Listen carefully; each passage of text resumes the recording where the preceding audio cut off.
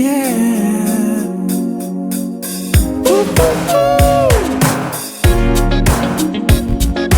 Give me all the feels. Give me all the feels. Welcome to Behind the Love. I'm Maya. And I'm Quan, and we're talking real life as working artists while breaking down your favorite web series, Love Undone. So season 3 has just dropped, and if you haven't watched season 1 and 2, I need you to pause, subscribe to our channel, and go ahead and binge watch seasons 1 and 2 so you can get caught up for season 3. We are so excited to talk about this show today. Guys, before we get into the show, we want to introduce ourselves. So let's lay down the groundwork. Imagine August 2009. Yes. And imagine it's like Coachella, a bunch of vendors, Healy tops. How did we meet, Maya?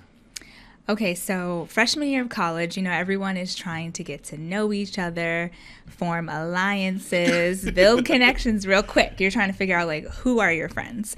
And so that orientation week, there are all these events happening. And I just remember I kept seeing you light up the room. No matter where you were a presence, you were confident and bold, and people were gravitating towards you. And I remember thinking, I need to be friends with this person. I need to know what he's about, the energy. I just loved it. Oh, thank you. Listen, 18-year-old Quan was boisterous, out, ready to meet everybody, coming from the Bronx. I was very excited. Yes, I was doing the most. But how I met Maya was we kept bumping into each other in lines. Yes. Online. So That's as right. I said before, there are vendors. Everybody was slinging pizza parties Right. everywhere you thought. But we met each other. I think when I finally talked to you Right. was when we were on the line for henna and Right. our henna tattoos. And I was just like, who is this girl? She had this magnetic energy because you were always by yourself or solo or about to meet somebody, but you were just so confident. So I was just so drawn to that. So I was just like, hi, how are you? It's funny because I don't remember being solo a lot, but I guess I was just working the room, doing my thing. Yes, you were doing your thing. And then I think what solidified our friendship, we went to a lot of parties. Yes, of course, Freshman year. freshman year, you're partying, you're getting to know, navigating. But we were the cool freshmen. So upperclassmen invited us to their Ridgewood. Ridgewood, think high class Manhattan Village apartment. Yes. Upper East Side. And it was hot. It was too many people in the room. And so we both had the mind link and found the nearest window because it was too hot. And we just sat there and partied. And we've been thick as thieves ever since. We both just needed that air and that space, and we found that window and the rest is history. Yes. And we also both lived in the same freshman dorm. Yes. Right. I was one floor up. So. And I was down below. Yeah. So we were always hanging out in each other's rooms. And then we both are theater majors. And so we ended up taking a lot of classes together, scene study, breath work, movement classes, and we both also performed in a lot of productions together.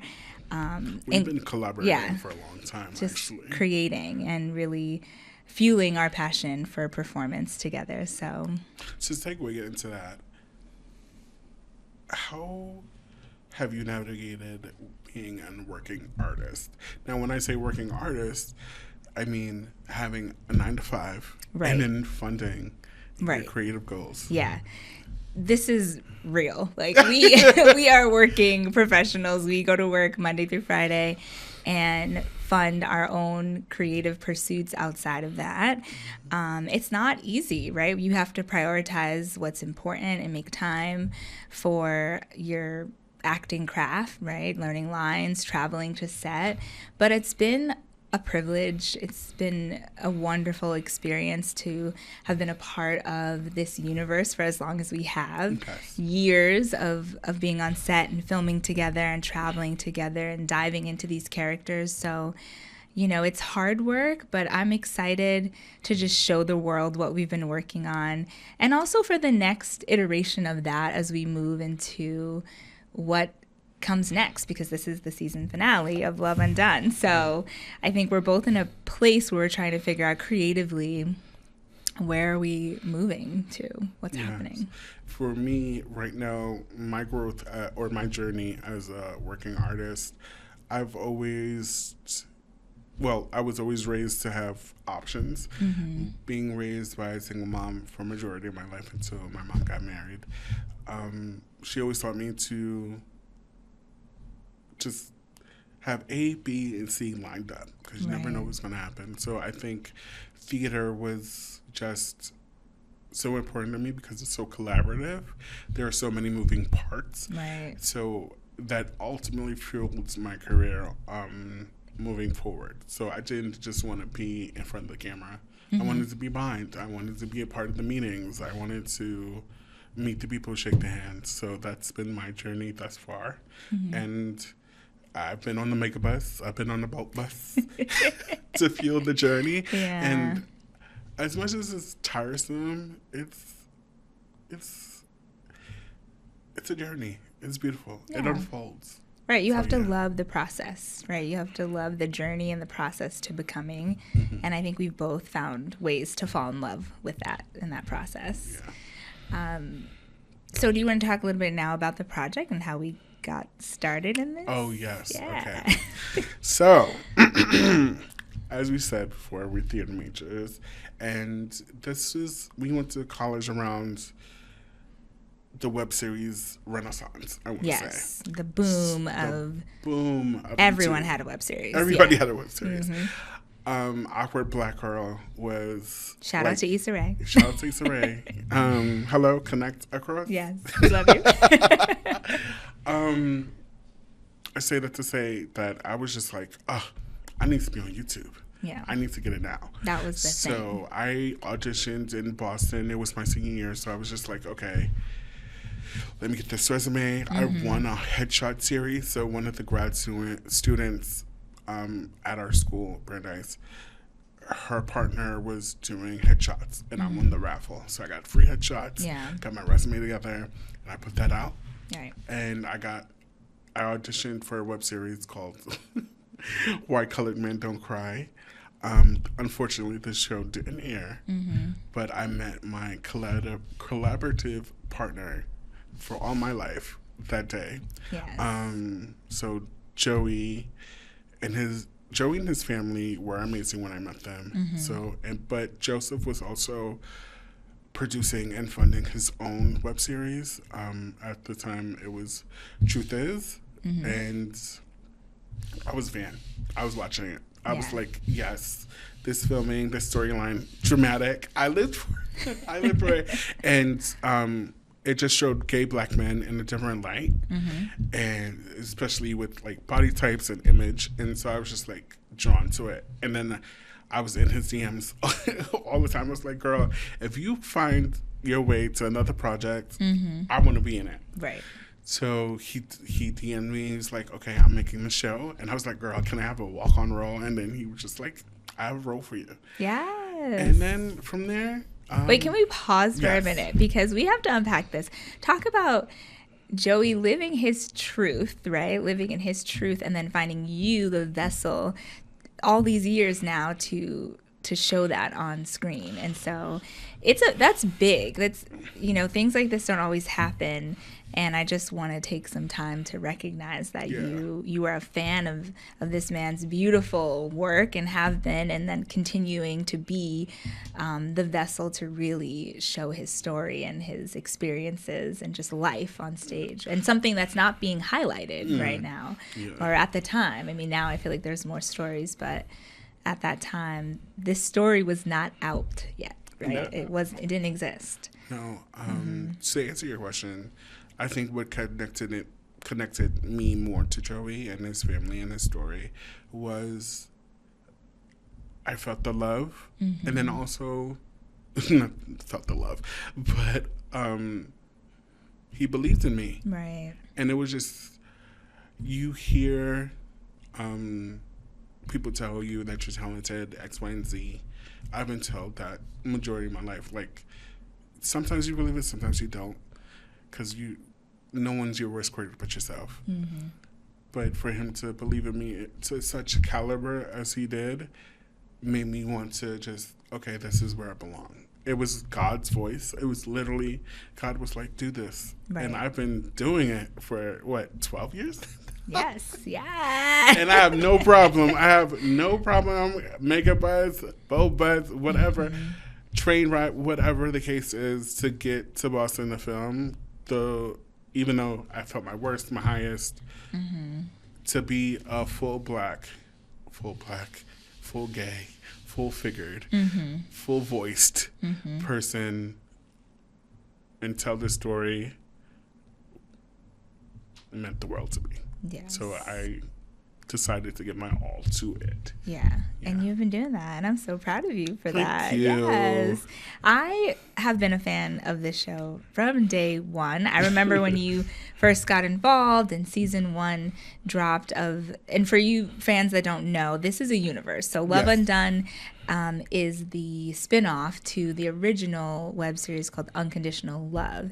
And so when I started watching Unconditional Love, I was hooked from the beginning. I was obsessed with this show and this story and just cheering on my best friend, right? Cheering you on, giving you your kudos at a time where we're trying to figure out what does being a working actor and professional look like.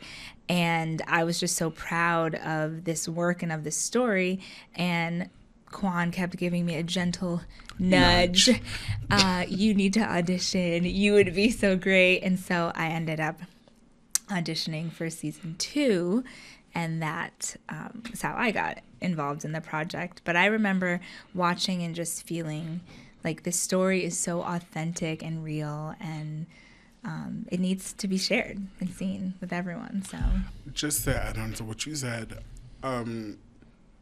because me nudging you also came from me seeing how hard you worked. Right. So let's go into your pursuit after college, because Maya was working.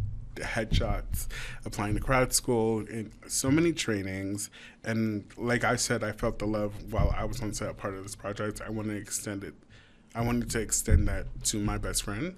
So I just want you to lean into your humble brag and just break down your resume and your journey in the theatrical world. Yes. So after college, moved back home to New York. Lived with my parents. Shout out to them, because the people who are in New York right now and living in New York right now, you know how hard it is to survive here.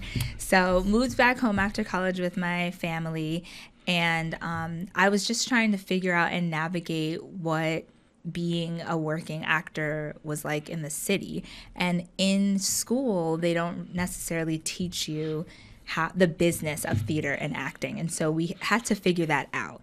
And I ended up taking a lot of workshops and classes. I took class with ESPA, which is the Einhorn School of Performing Arts. I did a lot of workshops that I found on Backstage, Actors Access, like one-day workshops to help me focus on my voice, breath work, movement. I also did a program with the American Theater Wing called Springboard NYC, and it was through that program that I met a lot of casting directors. I met professors of different MFA programs, and it was a 2-week or 3-week boot camp that was giving you the resources, the knowledge, and the tools to figure out how to be a working actor.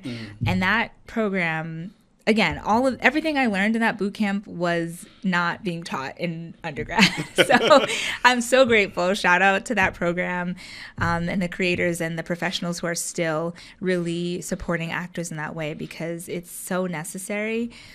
From there, I was working part-time, the countless part-time jobs that you have to have as an actor to make ends meet. And I wanted to apply for my MFA in acting. And I applied to so many programs, did so many auditions, thought that I was killing it in the room. And I'm sure I was, but I wasn't what they wanted or needed at that time or in that season. So didn't get into any programs, but I ended up doing a summer workshop at Harvard ART with the Moscow Art Theater School. And then that same program had a winter extension in Russia, in Moscow. Ooh. And so I traveled there for 3 months to train and continue to take class and just hone my craft. And then came back and was working and landed this project pretty much. And I think all of that work catapulted me into doing Love Undone. And now I'm trying to think about all of that work and where do I take it now? What's the next step, which is scary, but I know it can happen. Yeah, it definitely will. And Give a little bit about my background. I am definitely afraid of auditions and have crippling fear and anxiety, as I'm sure every artist does. But me in particular, like I said before, theater was more of a collaborative process for me. I fell in love with that. So I had more background work. So I interned at Alvin Ailey at their youth extension summer program. And then from there, I worked on Broadway. I worked for the Broadway League and then Broadway.com and the John Gore organization. And I served as a family first night coordinator, bringing families to their first Broadway shows, which was so rewarding. And in conjunction with that, I was traveling to Boston and performing for Unconditional Love. And so it was that balance. I've been working with that balance for all of my 20s. Yeah, going into my 30s. So yeah, putting in the work. All right, let's get into our characters a little bit. Ooh. So talk to me about the character that you play on Love Undone. How do you relate to him? How don't you relate to him? Give us some insight on what have you learned about your character throughout this whole process. Well, to reintroduce myself, I'm Shaquan, and I play Daniel Hill, both on Unconditional Love and Love Undone. What I've learned from Daniel Hill is fight for what you believe in. Daniel Hill is a fighter. And just to go back of what I said before, he is a full-figured black man, gay man, who is just, I'm going to be in this room and I'm going to get my things. Right. And I am not like that. I am confident in myself and I'm boisterous and I'm out there, but not to the extent of Daniel. Like he would fight with his mama, the lawnmower, the the painting on the wall to get what he needs. But it's all coming from a place of love, and to also see him being loved on by men in general and out in the open was something special to play as well. You don't see many gay characters in different body types being celebrated, because there's a spectrum of every human, and more times than not, certain stories get highlighted than others. So in particular, Daniel is in like 7 different relationships, but all these people love him. So that's how he showed me how to voice what I want and what I need, how I should be treated. Things that you don't necessarily have a guide to as a gay man or as a black gay man. Right. You go through life holding a secret, then the secret's out, then it's like, how do I live now? And it opens the window for people to mistreat you. Yeah. So, but playing Daniel Hill has definitely, I walk through life with a shield now, a stronger shield than what I was raised with. So that's beautiful. Yeah, thank you. I love that. And I'm very appreciative to have that shield for the past 8 to 12 years with me. Yes. Okay. Tori is very different from you. Yes. And I want to know, how did you attack, like, bringing her to life? Because she goes through a lot. And when I say spectrum, Maya's here, Tori's here. Right. Tori's life is messy. Messy. Mess. And that is far from who I am as a person. I would say I am so calculated and planned and never want my life to be a mess. Nobody's perfect, obviously, and I'm not perfect at all, but there are just things that I would not do that Tori does that I'm like, girl. And sometimes I'm watching, yelling at her like, why are you doing this? But I think Tori, what's interesting is in the entire series of Love Undone, Tori is realizing that her life is not the way she expected it to be. Mm-hmm. And so many women, especially Black women, I think, grow up and have a story and a narrative of what they want. I want to be in this profession. I want to be married at this age and have kids at this age and live here and do this, and just a set list of the things that you want for your life. And as you get older, you know, it plays out that way or it doesn't. But I think what Tori has taught me is being comfortable with the fact that the story that you have for you might not be the story that God has for you, number one. And to be open to that change and life not looking the way you want it to look or the way you want to design it. Because ultimately, we're not in control. Hello. We are not in control, and we just have to live and love and, you know, let life happen. I think there are some similarities between me and Tori. I think that has helped me to lean into her life in terms of her relationships, her family dynamics, and the emotional heaviness that she has experienced and goes through. I don't have children, and I haven't been trying to have kids, but for whatever reason, Tori's been pregnant. Tori's been very pregnant, and watching myself be very pregnant, I'm like, oh wow, you actually look pretty good pregnant. So that's something that's been very, very different from my personal life. So I've really had to do a lot of research and talk to a lot of women about the desire to have children, that process of trying and not being able to, the process of losing a child.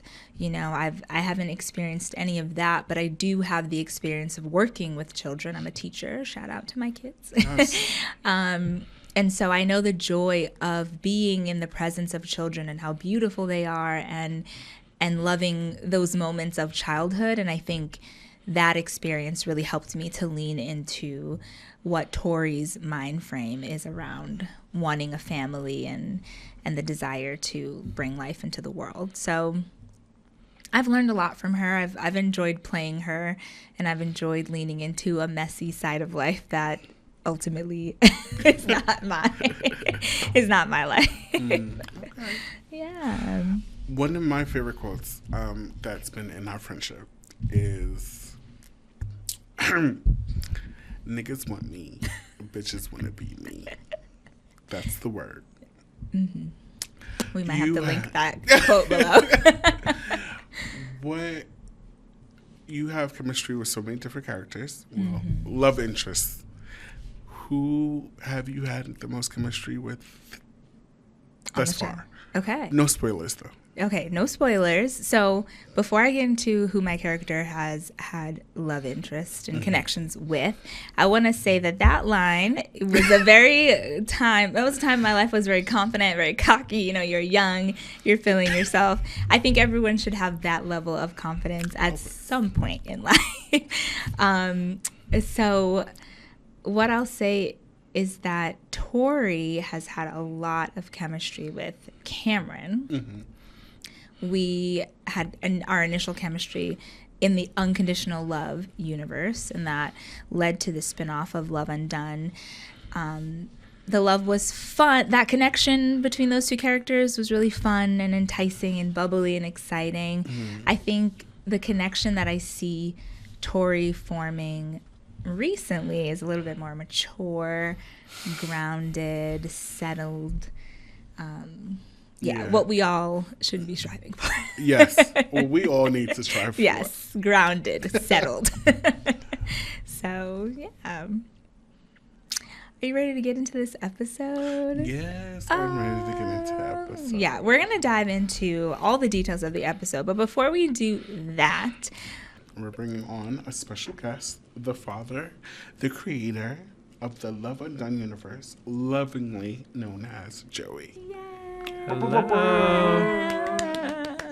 we're so happy to have you, Joey. Thank you for having me. I'm excited to be here. Yeah. So tell the audience who you are. Give us your resume and a brief brag of who you are as a creative. Break it down. So, my name is Joseph. I am a writer-director from Boston, and I started off as an actor in the 5th grade, was in a school play, and it changed my life at the time because I was a kid from elementary school through high school who was bullied and sort of found my escape through acting. And I'll fast forward a little bit, got to high school, got the opportunity to write a 1-act play, and discovered that writing was an even bigger outlet to not only let out frustrations or anger or things I couldn't say to people.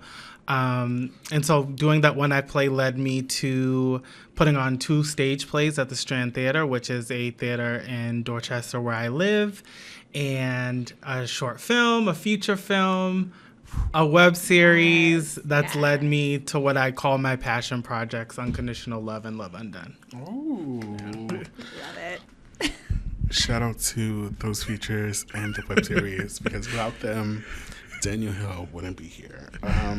What can you tell a viewer who stumbled on this podcast and doesn't know the show? What would you tell them?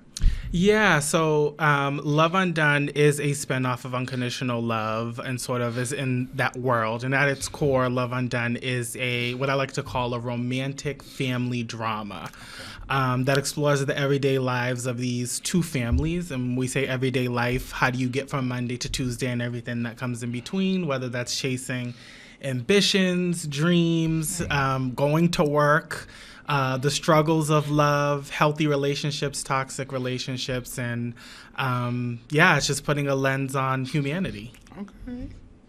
So what would you say is the message of this show at its core? Like, what do you want people to take away from watching this show? Yeah, I feel like, when the show first started, it was just like, I want to see myself, or I want to see the people around me represented on screen. And it's evolved to, my hope is that people have the freedom to chase their dreams and be themselves and, say yes to the things that bring them happiness. I feel like all of our characters are chasing that, and that's the core message of what we've accomplished over the now 3 seasons of this show, but 6 seasons overall with the entire universe. Award-winning series. Yes. I just wanted to add that. Yes. Yes. Humble brag, but We are, everyone at this table is award-winning. Thank you. Period. Period. In their own category. Yes. Next question. love that. Joey, what are you saying yes to now? That is such a great question. I feel like now, towards the end of the show, I feel like I'm saying yes to all the things that I've given my characters the freedom to do. And so in this stage in my life, I'm saying yes to dating, and I'm saying yes to exploring, the possibility of love. I feel like this show has given me my own permission to be outside of my bubble, not only romantically, but like in work and in life. Doing this podcast, Right. Yes. is something, 6 years ago, you couldn't get me to do something like this. And so I'm saying yes to all the things that, make me happy, but also allow me to stretch outside of my comfort zone. Amen to that. Yes, love to hear that. You've been so brave in, Yeah. in like everything you've done and accomplished. And I just want to make it clear that this passion project and calling that you have is completely independent. Yes. And can you talk a little bit about how you go from the idea of a character to filming on set and then releasing the show? Like, for people who just don't know how web series are made and created. Can you give us a little bit of a breakdown of what is that process? It's hard. My first web series, I call that, it was a playground to learn. And I feel like a web series has been that. And it wasn't until I would say the third season of Unconditional Love that I really said to myself, like, hey, I want to take this seriously in every way. Yes, everyone can do a web series, but do you have that craft and do you have that passion to take a story from A to Z? And so in terms of Unconditional Love, I was literally sitting in bed and the character of Daniel and Benjamin came to me and there was the shower scene. And so for those who know the infamous shower scene. The iconic shower scene. Fun fact, I met that man that day. Yes. That hour. And so it evolved from, okay, what do you do? And so at that time, I only could go off of what I've seen. And shout out to Between Women. That was a big web series at the time, and Michelle Daniel created that series. And it was really through watching that I said, okay, I know I need camera and sound, which I was the first 2 seasons. And you quickly learn that if you want people to take you seriously and if you want people around you to be fulfilled, you have to hire the right people. So that is one thing I will say is, like, invest in creating a team who's just as passionate about the project. Having good sound is important. Having writers that can help flesh out a story is important. And so that's what I've learned. But I would say don't let that, stop you from creating. And so if you start off small, let that build as you continue to tell your story. Yeah, that's great advice. Yeah. Thank you for sharing that. And also, Joseph works a 9 to 5 as well. I do. Yes. Working artist. The tagline. The tagline of the podcast. Working artist. Paying the bill. Paying the bills and the craft services. Yes. Yeah. Wait, with that said, what is that like for you? Like, how do you find time to create with working full time? How do you manage your time? Yeah, it's been a balance. Luckily, I have a job that I'm equally as passionate about as I am in, my creative space. And so it's literally a day for me will be waking up, going to work, getting off at 5. And then the first thing I do when I get home, if it's like, oh, I have an idea, I'm writing it down. Mm-hmm. It's discipline. Taking an hour. If nothing comes out, nothing comes out, but you took that hour and you put it towards your craft. And so what that looks like for me is an hour a day when I'm in sort of a structured series like Love Undone, Saturday and Sunday. Right. Is when you have the time to do stuff. And so whether it's a 4-hour Zoom writing session on Saturday or prepping after work, it really is just, all the time that you put into it outside of your 9 to 5. And sometimes at your 9 to 5. Yes. You know how many times I learned my lines while I was on the clock? Yeah. Yes. Listen, pull up that PDF, girl. Right. Right now. You gotta do. What is your dream for the show? Who do you want this show to reach, specifically this season? Yeah. That's a great question. I feel like this show, I want it to reach, specifically with this season, people who may be in a season of grief. Not only in the physical of like, oh, I lost someone, but grief of a job, grief of a dream, grief of a friendship. My hope is that this season finds those people and offers some sort of comfort. On a bigger level, I hope the show finds,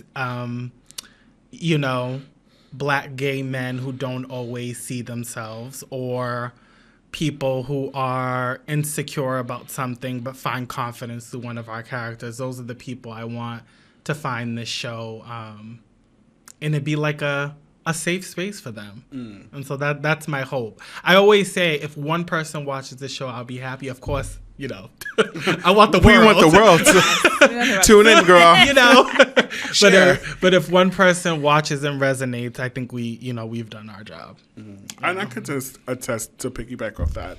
The these last 2 seasons, we've seen a surge in the comment section for these past 2 seasons on YouTube. And the girls were the people. Tussling. And to be an actor, to see that comment section blow up from coming from Unconditional Love into Love Undone has been a blessing. And like you said, if it reaches one person, that's beautiful. But to have people debating it's not like, oh, the girls are debating, but like the fact that they're paying attention.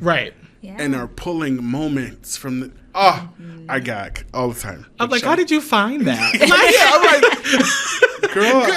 Seemed like Daniel twinkled his eye. I was like, girl, that was the feather. But thank you. Thank you for being invested. We love it. We love when the fans pay attention and they're watching closely. And so thank you. Thank you for watching and supporting. Seriously. Knowing you personally, I know that you watch a lot of different shows. I do. You consume shows. You study and analyze. And as you're thinking about what's inspiring you right now, is there a dream director that you would love to collaborate with? Yes, I feel like my answer is probably never going to change. It's Mara Brock-Akil and Gina Prince Bythewood. I mean, those 2 women have been instrumental to my vision as a storyteller. Mara has directed now, but as a storyteller and a writer, and then Gina as a director have just always been inspirations. But also have to give a shout out to Ramala Muhammad, who created as a showrunner for Reasonable Doubt, which is a show I'm loving. Love that show. It just the cinematography and the direction and show, those are probably my 3 right now. Yeah. We love that. Shout out to all of you. Yes. Come find us. Please. Yes, please. We on YouTube. YouTube, girl. You can share, right? Joey, what's a funny behind-the-scenes story that you can share from either the writer's room or on set, or both? Ooh. I would say like one, without getting too specific, because I feel like I'm going to go down a rabbit hole. But I would say one that comes to mind, and rest in peace to Constantine, but we were on set shooting a scene, and I can't remember which character called Sonia, who plays Juanita, and he had stopped during the scene and said, her name's not Juanita. And everybody just started, busted out laughing because that's her character's name. He's been working with her all this time, and the fact that he didn't know that was funny. I will bring up one that's a throwback to Shaquan. We were very tired after a very long day, and the line was, I think it was, I would have read him like a copy of Ebony magazine. Shaquan was so famously said Ebonina magazine, and no one waited for cut. It was just like instant laughs. But yeah, I feel like those moments where people, forget a line is always funny. But I would say the moments that happen off screen are always my favorite. Oh, yeah. It's like just the conversations of, and the laughs and the sharing is always what I look forward to most. But disclaimer, once again, working artists. So. Yeah. Working, right. Yes. Working. And I also want to take some time to shout out to you and your family for creating a space on set that is so professional, so calm, supportive. I don't think there was never a weekend where we went that we were feeling, stressed. A burden. Yeah, exactly. I mean, obviously playing these characters and giving a good performance, that's what we're thinking about. But an actor also needs the safety of a great set to do their best work. And Joey and his family have provided that time after time, year after year. Shout out to the crew. Yeah, shout out y'all to know the who crew. y'all are. Yeah. We don't want to say addresses. Right. Shout out to the crew. Right. Inside joke. Right. Shout out to the crew. Y'all know you see me. Yes. Yeah. But yes, it's a true testament to just be an actor on your set. It just, like I said before, you created a space where we all felt believed in. But it trickled down to everybody who was working on the show. Yeah. No matter what. That's my goal, and it's important that you create a safe space for everyone, and it's good to hear that because that's my intention, and I'm glad it felt that way. Future actors, y'all better hit up Joey, his next project. Yeah. Girls, give him retirement. Listen, after this podcast, so I think we're ready now to really get into these episodes. I mean, the podcast is called Behind the Love. We need to dissect and analyze what is going on in these episodes. so let's get into it. We open up on Tori spamming her potential baby daddy's cell phone. Yeah. Could never be me, but low-key is me 'cause in my dating career. I digress. But she's like sending multiple voicemails, and like my girl is in peril. She needs the 411. But Cameron has never been a source of stability for her. I think the fear of absence is so strong in this Love Undone universe, in this world, but it feels prevalent in this episode. Definitely. Yeah, I think when we see that opening scene with Tori pacing back and forth and calling and constantly calling and leaving voicemails and panicking, I think what we are seeing is what I said earlier, is Tori's coming to terms with the fact that her life isn't what she envisioned. She's trying to figure things out, put pieces together, looking for that support, like you said.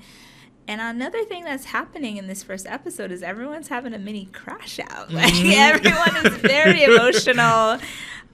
Maybe it is that fear of absence, right, all around that's making these characters feel so tense and heavy.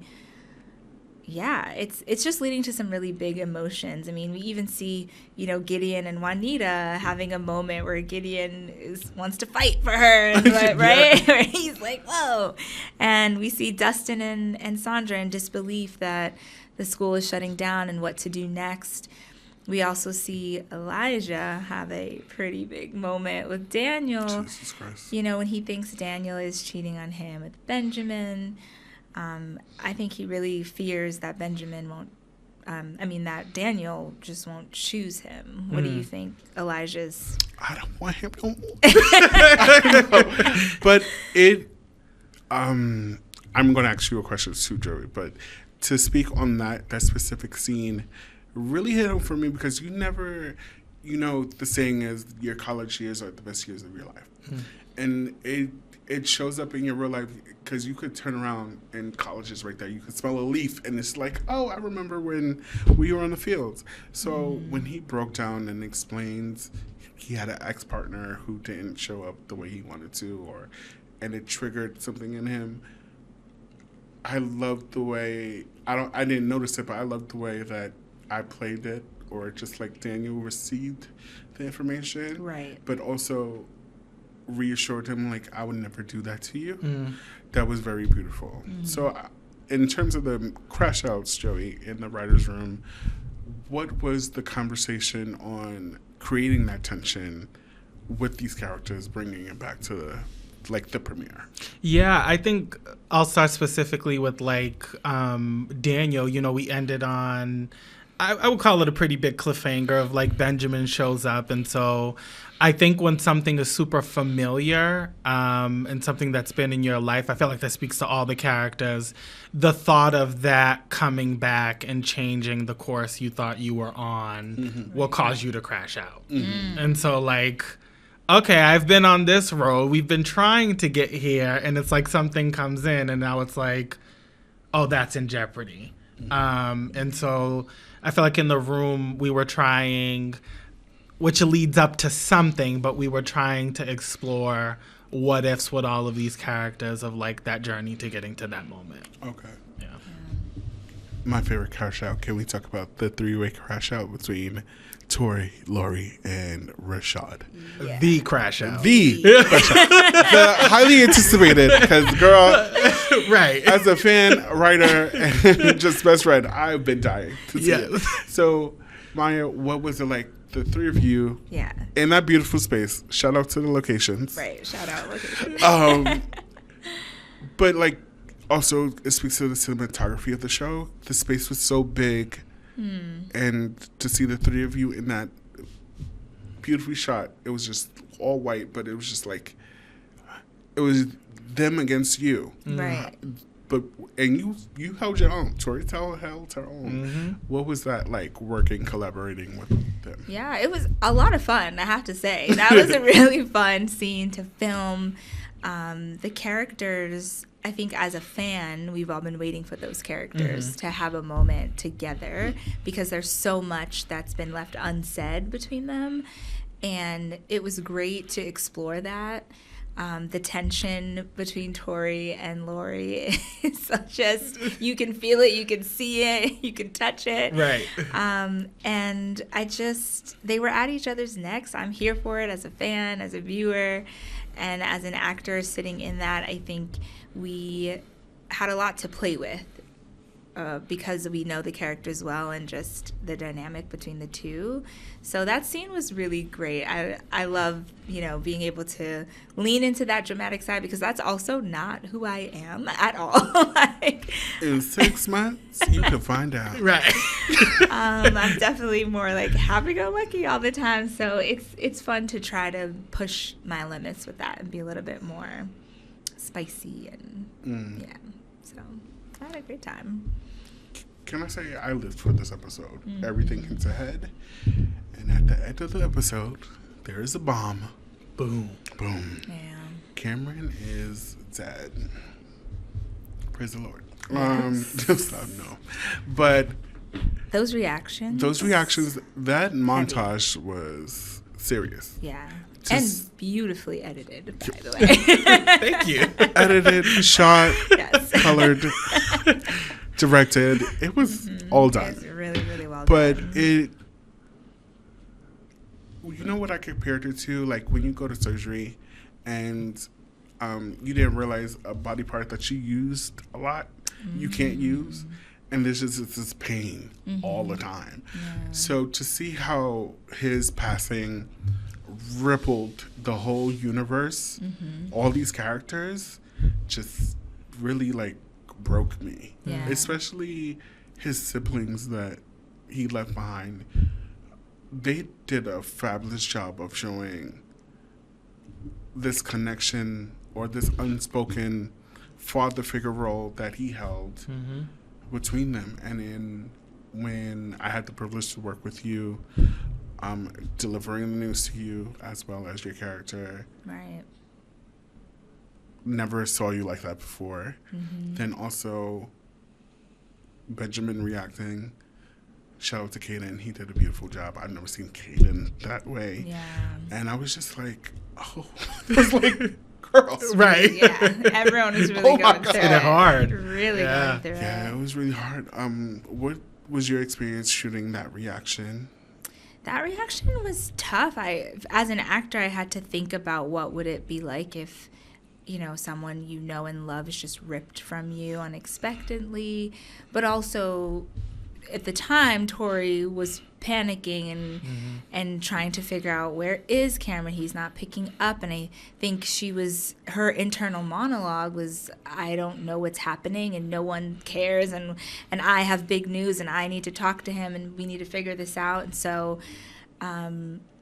watching that scene and seeing Tori be so excited to see you, because clearly she's freaking out all day, and finally she has a familiar face to just be with and kind of have comfort and love, and then for her best friend to deliver that news was just heartbreaking.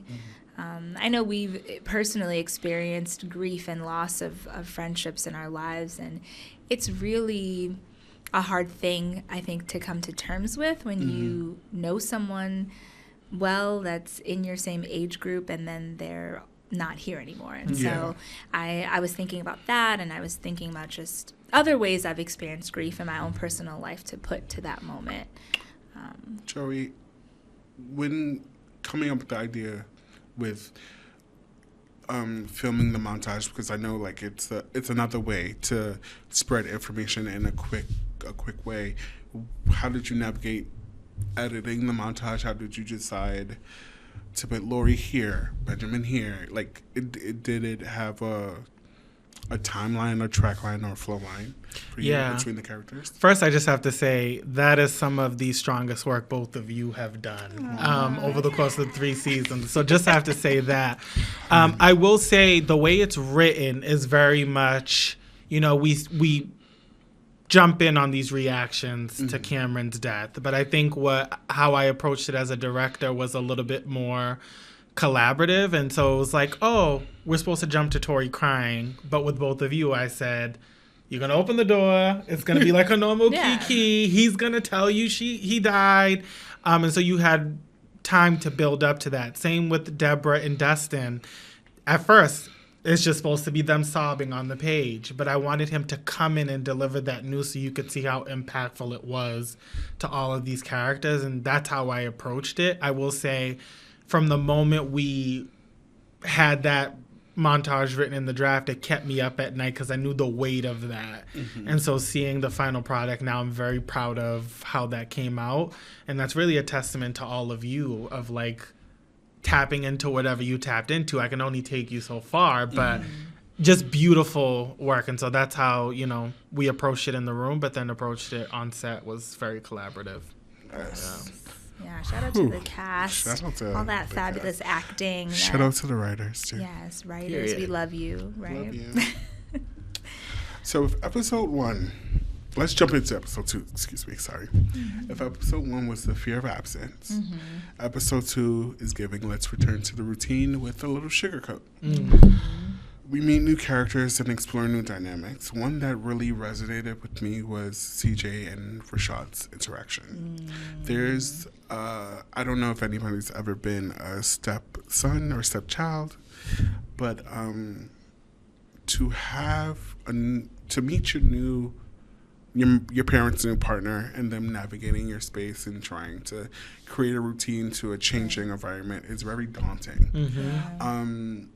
Because on one hand, you want to see your parent happy, but on the other hand, you have these emotions, but you can't have these emotions because you're not grown. Right.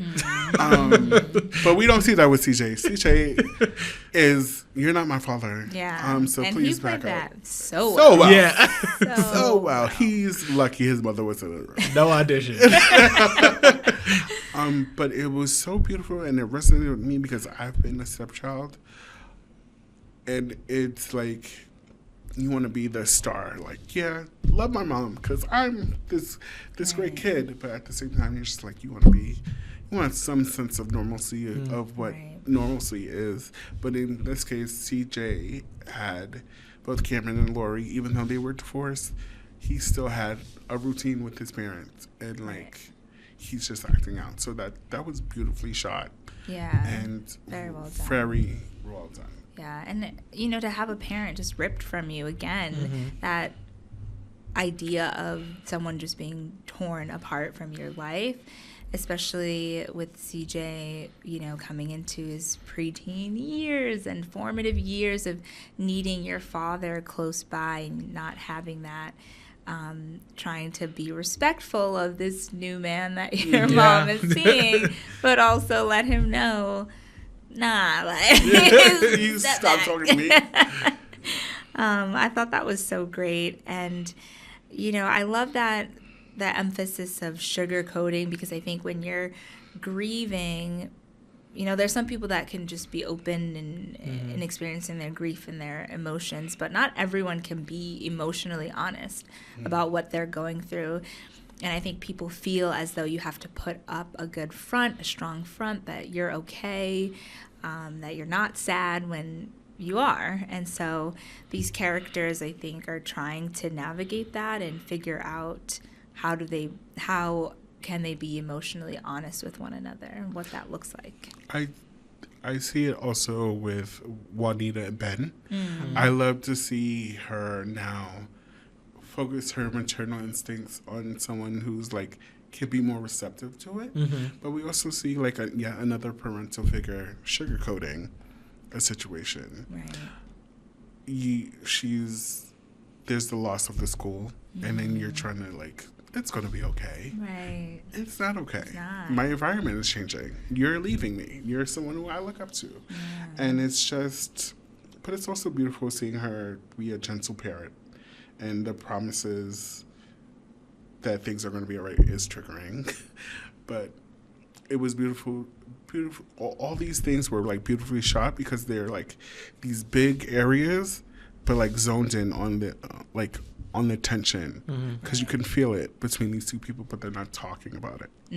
It's like the parent knows this is happening. I know this is happening, but I can't do nothing about it. Right. You're trying to do something about it, but like you can't talk. It's tricky. Yeah. Joey, can you talk about the dynamic of having these parental figures trying to smooth things over? I know, like, it's simple to write because, like, that's life. But, like, how did you, if you did explore that sugarcoating term, if we can use that? Yeah, I think in terms of Juanita, her sugarcoating, I feel like is a level of protection for herself as well. Because again, she's also grappling with the fact that this job she's dreamed of her entire life is now gone. And so I feel like for her, it's like, you know, I not only need to protect him by not being fully honest, but I need to protect my feelings as well. And I feel like Rashad is just trying to be a good man, Savannah. He's a good man. Good man. Did you hear that, monologue? He's a good man. And sometimes trying to be that will, you know, doesn't allow you the luxury of being fully honest. And I feel like in his case, he's in a way also protecting CJ, but also trying to figure out what their dynamic looks like. And that comes with not being, you know, fully honest. Let's not forget Dustin, Sandra, and Deborah. Ooh. Dustin, A trio. A trio. Dustin is falling apart at the seams, okay? And he's trying to keep these women together, suggesting that your girlfriend should move in with your sister who hates your girlfriend is a type of delusion I don't want to live in. Highest level. No. Highest level of delusion. Right. And then also Josiah comes in the picture. But I love, you know what I love? I love Dustin's sensitivity to the fact that something's changed within his partner. And I think grief is a part of that. He's always been in tune, but now that his character is exploring, navigating this grief, Right. he's like more attuned to people's situations. So we see him trying to hold it with a Band-Aid, and then her also trying to hold it together because we need employment. Right. Right. Teachers need teachers, that's especially. her. My sister's graduating, no job. Right. Wait, she had the job, now the job's gone. Right. So Yeah, I think and what she's saying is, what do you expect me to just sit idly and do nothing? Like, I need to figure out the next step, and it's hard, I think, for Dustin to see and, you know, come to terms with when he is grieving and clearly needs maybe a little bit more time to figure out what his next step is. Maya, as a teacher, how has this situation have you been like privy to the situation or navigated the situation at all? Like a school is closing or at risk of closing, how do you navigate that? How would one navigate that? Just to give the audience like something to compare it to. Yeah, so they well, can understand. I've never been in this situation, so I can't say that I have personal experience of navigating what that is like, but when you think about the structure of school, the infrastructure of a school and what it is to so many people, it's not just employment for teachers and staff, but for the kids, it's a place of regularity. It's a place where they get food, right? There's school lunch, maybe even breakfast if they're coming early before class starts. And schoolhouses employ lots of people, right? Lots of teachers. admin, you have the staff members that work to keep up the school building, from the janitors, or that staff that take care of the place. And so when a school shuts down, that's an ecosystem and a community of people who lose their job and their employment. And we don't need schools to close down. We very much need schools to stay open. Please fund schools. You hear that, Boston? New York. New York. Right. Funding is so important. The teachers who, give countless hours both during the workday and after, we put a lot of love into it. And so supporting education in schools is really important. And I can only imagine what it would feel like if my school was shutting down and thinking about what's next. That's not easy. It's scary. Especially if it's happening in the middle of a school year. Right. Think about, where that displaces kids, and how do they continue to learn and grow within that academic year. So it's tricky. There are a lot of dynamics. Sugarcoating. Yeah. It's going to be okay to me. Yeah. No, it's not. So, guys, I think we're at that new episode. Yeah. Any Joey, insights? What can we look forward to? Yeah, the season. Yeah, I think the season as a whole, grief will continue to play a part in everyone's lives. For some, will move on quicker than others. Others will try to navigate. But outside of everyone's grief, there's still so many storylines unfolding. And so I think you'll get a lot of answers to what's happening at Lynn Studios, a lot of answers to the whole needle crisis. Not only is the school closing, but we have a needle crisis that's been looming over the series. Lots of love making. Oh my God. And just people chasing, by the end, people will, with a lot of arguments and frustrations, people will finally, I think, get towards their goals by the end of the series. Yes, I'm excited. I'm nervous, but I'm excited. But Very mostly nervous. Well, we want to thank you for listening and watching our first episode of Behind the Love podcast. Woo-hoo! This has been our ramblings of episode 1 and 2 of Love Undone. Again, if you have not subscribed to our channel, please click the link to subscribe, share, watch season 1 and season 2, and stay tuned for season 3 episodes that drop. What days are these episodes coming? Every Sunday at 6 p.m. Yes. I have my Ben & Jerry's Cherry Garcia in my Uber Eats cart. Yes. So just come back every Sunday. I'm ready. Yeah, and leave a comment and let us know what did you enjoy about the first and second episodes of Love Undone, and also our first official episode of Behind the Love podcast. Ooh. Thank you guys so much for tuning in. Yes. We love you. Joey, thank you so much for being here. Thank you for having me. Of course. And that's it all. Until next time.